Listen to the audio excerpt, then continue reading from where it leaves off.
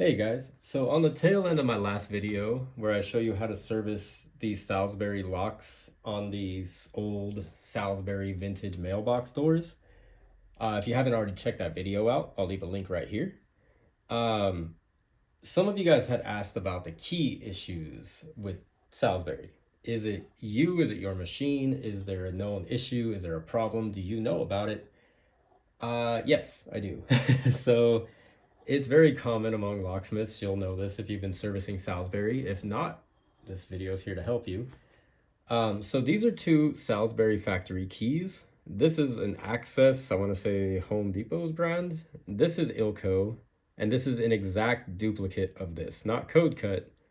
This is a JMA duplicate from this exact Ilco over for this Salisbury lock. Now, you will have this issue a lot more on the version of this Salisbury lock. It's a replacement lock, but it's the version that you can remove this cam. It's not pinged. It's going to be the version with the little nut that you can remove. I don't know what it is. They changed something, but it messes with Ilco specifically. So if you guys have watched the channel for a long time, you know that I don't care much about, brand loyalty, and I carry Ilco and JMA. And I do that because of experience. Some little oddball locks prefer JMA. Okay? Whatever reason, JMA does excel at these little oddball locks. If you ever have issues where you can't push a key all the way in, it feels too tight, or you push it in but you can't pull it back out, you're having issues, cut the key on a JMA and see that issue just disappear for whatever reason. But I finally figured it out with this one a few years ago when this issue started coming in. I had a regular client that would just bring me keys, I'd duplicate them, and they would bring me back certain ones. Not all of them, but certain ones. And I started noticing the issues they had were on the keys with higher depths at the last cut. So when I had them bring in all their keys again, they showed me like, this one's fine, this one's not. This one's good, this one isn't. This one has a little bit of issue, but this one's better. And I noticed all the good keys, the last cut was deep. And the issues that I was having with the Ilcos was the last cut was really high like this one. So it made me think, okay, there's probably a difference in the tip of the key, obviously. And that is actually the problem. So these are two direct factory Salisbury keys, just to show you guys. They'll fit into, it's not the key for this lock, but they fit in perfect and they're removed easily like that. Now, this is a version that they had copied at, I want to say Home Depot is this brand, but it works. But I noticed something about this key, and that is the tip is filed down right there. Not all the way, but just there's a little notch taken out. And that's kind of a significant amount. So I was thinking, okay, maybe that's the issue Ilco's having. So what I did was, this is actually the key for this lock. All I did was I put this in a duplicator, duplicated this to a JMA. We'll insert the JMA, and then it comes out just fine. It has no issues going in, no issues coming out, just like the rest of them. This is the Ilco, and if we hold this up, just to show you guys, these are the exact same cuts, same depths. It's a duplicated version.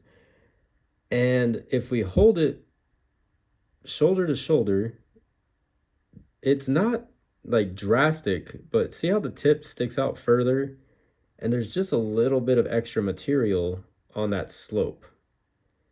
So I'm trying to keep this perfect for you guys so you guys can see it in the camera, but it's a little high, so it's hard to really see it, unless you're really looking at it, but it is just a little bit, just a little bit extra material. And this Ilco is obviously a little bit more honed in to fix their issue, but see that extra little bit? That seems to be the issue, because when we insert this key right here, you have to push it. So you have to kind of slam the key in and then pulling it back out. So it goes in fine, and then about in this general area, you start to feel it get tighter. The only reason I can see this happening is just this slope just has a little bit of extra material than the JMA. So what I have found is I could either order direct from Salsbury.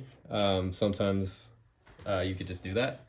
Usually it costs a little bit more than if you just order a whole box of JMAs, because the JMA is basically, if we hold this up to a Salsbury, so it is on point.